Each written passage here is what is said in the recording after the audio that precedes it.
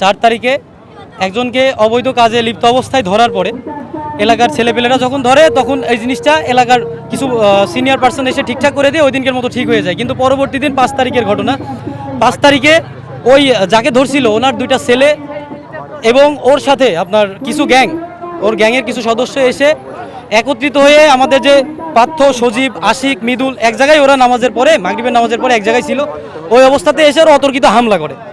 প্রথমে ওরা electric shock দিয়ে ওদেরকে দুর্বল করে তারপরে এলোপাথারি ছুরির আঘাত করে।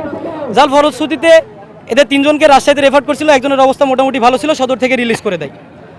সজীব, আশিক আর পার্থকে রাজশাহীতে রেফার করে। তো আশিক এবং সজীব ওরা এখন আপাতত সুস্থ আছে, কিন্তু পার্থ চিকিৎসাধীন অবস্থাতে 7 তারিখে রাজশাহী মেডিকেল কলেজে ইন্তেকাল করে। তার ফলশ্রুতিতে আমরা 8 তারিখে এখানে একটা মানববন্ধন রাখি। সেই মানববন্ধনে প্রশাসন এসে আমাদেরকে আশ্বস্ত করে তারা আমাদের 3 দিনের মধ্যে একটা ন্যায় বিচার পাওয়ার জন্য যে পথে যাওয়ার দরকার তারা সেইভাবে এগিয়ে একটা বিচারের ব্যবস্থা করবে। কিন্তু আজকে 25 দিন অতিবাহিত হওয়ার পরেও প্রশাসন এখনও পর্যন্ত আমাদের কোনো সুষ্ঠু ন্যায় বিচারের কোনো দৃষ্টান্তই দেখাইতে পারে নাই। আমরা বলতে চাই আমার ভাতিজাকে যখন মার্ডার করেছে তাদের শাস্তি হোক। আর ওরা এখনো বাড়িতে আছে, পুলিশ হচ্ছে না, টাকা দিচ্ছে, পুলিশ চলে যাচ্ছে।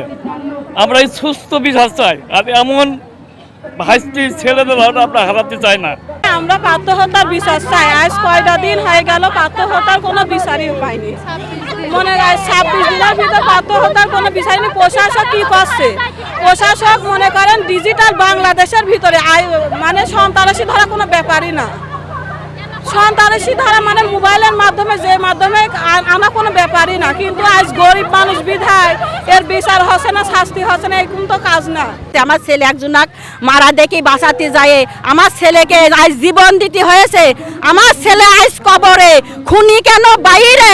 আমার ছেলের বিচার চাই। প্রশাসন কোনো প্রশোধন নেই কি জন্যে?